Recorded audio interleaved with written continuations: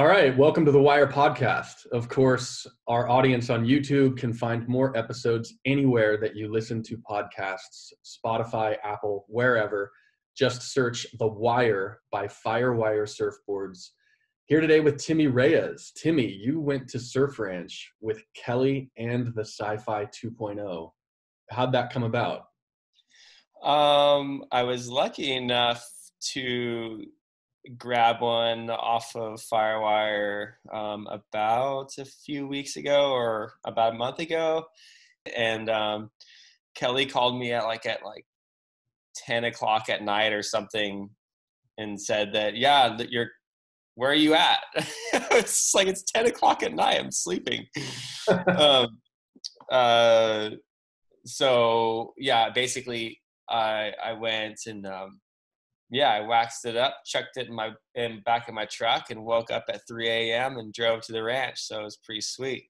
So you got a text at 10 a.m. telling you to wake up at 3 a.m. 10 p.m. to wake up at basically 3, to be there by the opening first wave. So I was like, oh man, it's going to be a brutal day, but it's, obviously pretty stoked to have the opportunity to go surf there. So how'd the day unfold? What was it like being up there with him? This was the second time I've got to go, and each time has just been just so cool. Like everything with the welcome and the food and all the good things in between, and then just being able to hang out with some really neat people, because it just seems like all the people that go on his days are pretty cool. And then the pool, there's it's quite empty, so yeah. To have that's really, really quite fun. So our audience is seeing a lot of waves of this day on YouTube. And for our audience who's listening to this on their phones or wherever, check the show notes at firewiresurfboards.com/the-wire. Because there's a lot of surfing, Timmy. You got a lot of waves. Kelly got a lot of waves. And I wonder, what kind of thoughts were you guys swapping about the board when you guys were riding it? He had one. We basically ride the same dimensions in the board. Kelly was riding these fins that were really long and quite raky. It was a quad. I put thruster in mine and just felt super good. I forget if his were FCS or Future. I don't really remember. Mine were FCS. I like Futures. Not because they're better or whatever. I just feel like they fit better for my surfing. FCS feels a little bit loose for me. So the fins are a little bit more twangy. But that's just the technology. I don't prefer one over really the other. I just like the other one just the way, I don't know, it just seems like it's just right for me. I think what you're describing is with Futures, you're feeling the base of the fin fully anchored into the board, whereas with FCS2, the full base is not anchored in, it's the tabs, and some people just have different preferences. Yeah, I feel like I feel the tips of the fin a little bit more with the FCS. Like wanting to kind of maybe slide off the lip a little bit more or something. Mm-hmm. I just kind of feel the flex in the fins in some way, but it's not a bad thing. Mm-hmm. It's just the way you want to surf it. You know what I mean? Yeah. Well, you mentioned feeling things in the lip.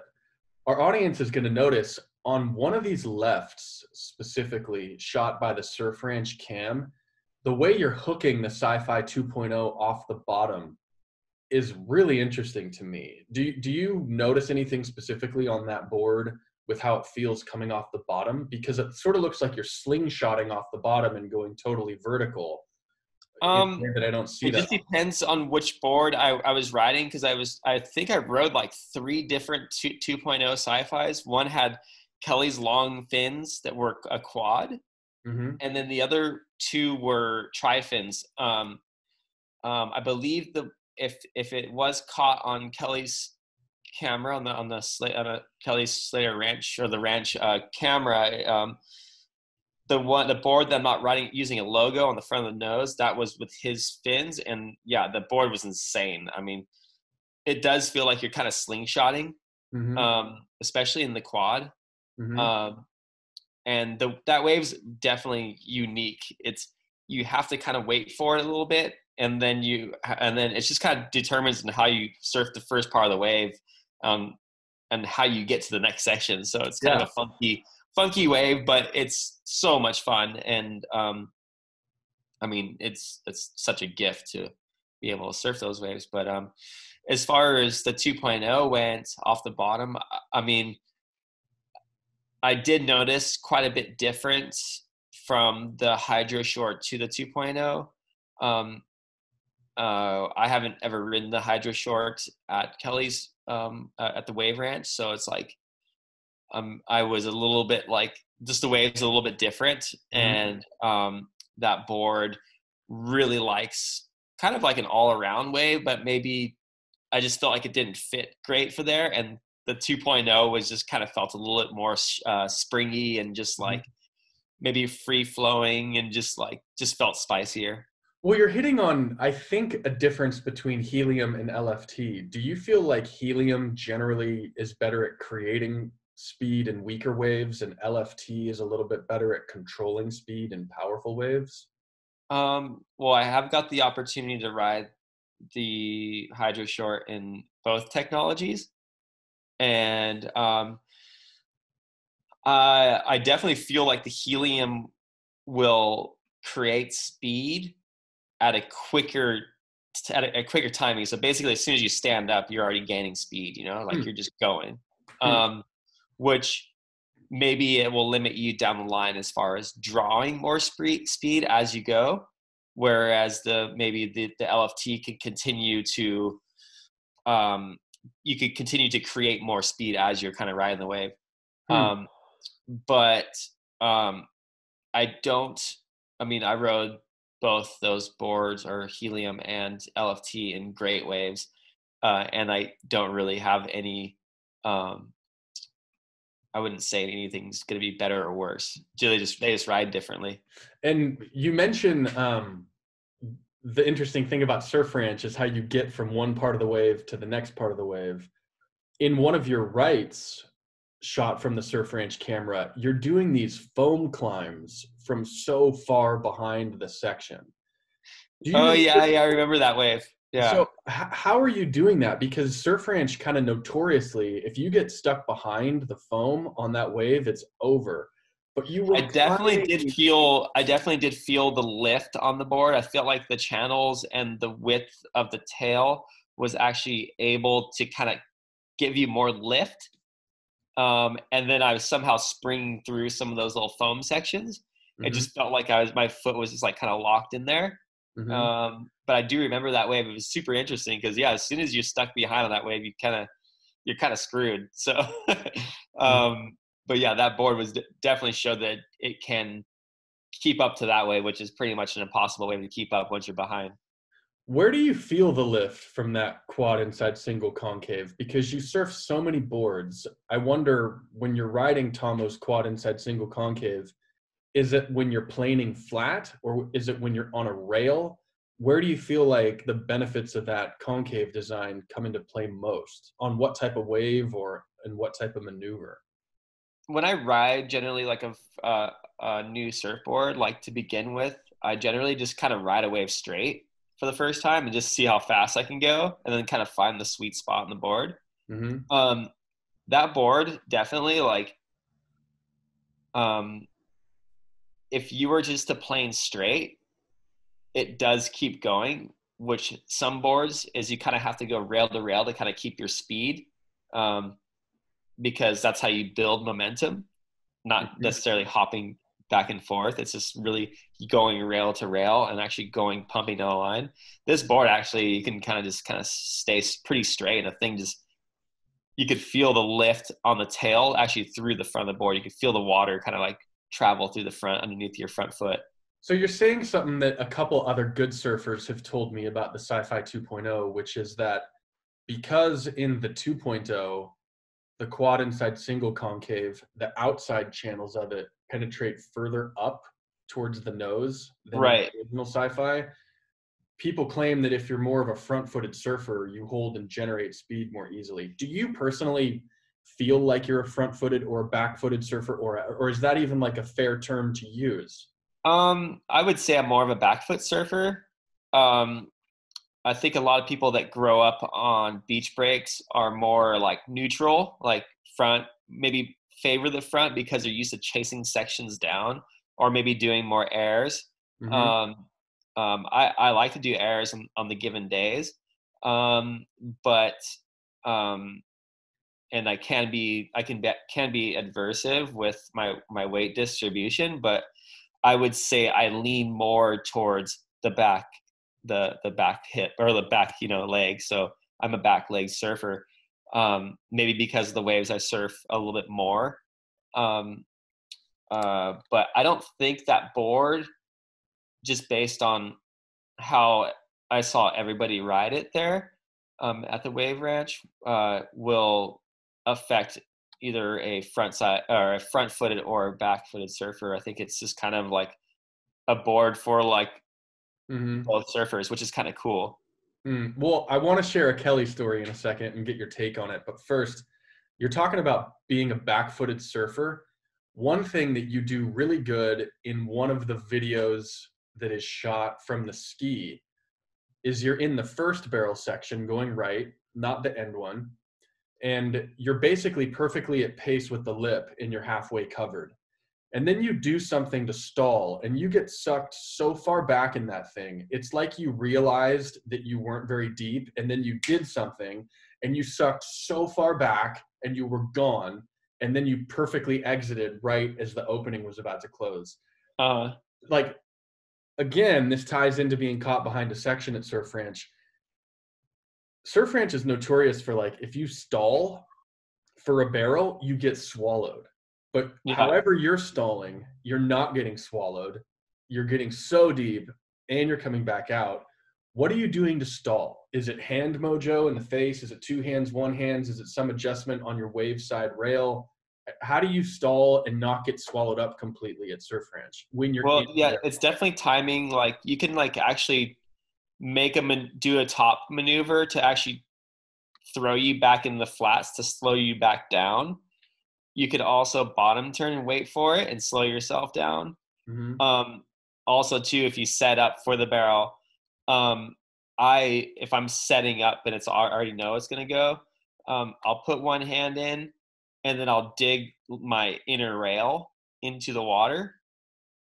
And actually, I sit kind of like more forward on the surfboard when I ride in the barrel, Mm-hmm. so I can actually slow myself down by like pushing hard on the inner edge and Hmm. putting my one or two hands in, and then basically deciding whether I'm deep enough or I'm too deep, um, or if I'm not deep enough, I can use my hands to slow myself, or you do like little ankle pumps, Mm-hmm. like small little ankle pumps to basically make yourself go up and over a little foam ball or whatever. But yeah, it's kind of an interesting technique. I've always, I don't know, I think riding your boards forward in barrels is kind of like a little bit more stylish, Mm-hmm. and I believe you have more control over kind of what's happening, because if you're trapped over your fins, you can't actually move. And then if you can't move your body forward or back, and also positioning, you're not staring over the top of your board. um, and if the foam hits your fins and you're standing over the top of your fins, it's actually just going to knock you right off. So Hmm. you basically just start feeling the fins engage on the foam ball, and you kind of just play around on the nose and slide around. It's kind of fun. So ankle pumps, putting pressure on your wave side rail with your toes, riding forward on the board, feeling your fins in the turbulent foam ball, but having your weight forward so that the fins don't get kicked too much and make you fall. I mean, the kind of kinetic intelligence that you have and the awareness of your body in those situations is something so uncommon, Timmy. And I feel like it only comes from surfing as many boards and as many waves as you have. I mean, it's hard to communicate at the field, isn't it? Yeah. I think each board too does have its own sweet spot. On especially with very, very good waves, like, the hydronaut's going to have a different type of feeling on inside of a tube, or like say the Go Fish. Each board has its own little sweet spot, but I generally favor over the front of the board for sure. So each board has its own sweet spot. Each board has its own ideal wave. When you think of the Sci-Fi 2.0 at this point, what waves or what conditions are going to make you go, I want to ride a Sci-Fi 2.0? And then what waves or what conditions are going to make you think, no, I'm going to pull a helium hydro short out of the trunk? If I was to, I think maybe with the Sci-Fi 2.0, you're going to have, I'm going to be probably looking at something that's going to be a little bit steeper, maybe off the, takeoff or something, and it kind of goes flat, because it's going to ride a little bit better over flat sections than the hydro short, because it just carries speed through those channels. I think just after riding it through Kelly's pool, matching both those speeds together, I just felt like I was going a little faster than the hydro short. But it's kind of fun. It's in a way, it's almost like you're in control but out of control at the same time. And I kind of like that feeling. So probably more of Bells Beach? Bells would work great. Yeah, Bells would work great for sure. Snapper would probably work fine. You just probably have to find the right volume, because the just the contour at Snapper is so quick, and it's so short. But it does show that my board was fitting in the pocket at Kelly's wave pool, and it was working in the pocket for him. But then again, it's just like finding the right length, like what's good for you. But I would picture it more of like probably a better like Bell's board, maybe even a fun, like a really good lowers board. Helium hydro short, I mean, is for me, it's like an all around surfboard pretty much everywhere. That's basically what I've been riding. You seem like you get really good beach break sessions on a helium. Yeah, just been honestly like riding in everything, like point breaks, beach breaks, big waves, small waves, Hawaii. Like, I don't know, I've used it everywhere, and over the last few months, and it's just been going insane. So speaking of going insane, when you guys were at Surf Ranch, it was really funny because Kelly in the evening was sending a barrage of text messages to multiple people, trying to make sure that there would be Sci-Fi 2.0s waiting for him in Australia, which he is there now, and he's got Sci-Fi 2.0s. But what was he telling you? What was he expressing to you? What were his thoughts while you guys were at Surf Ranch? Because I wonder what he was telling you while he was frantically texting us, trying to get those boards to Australia for him.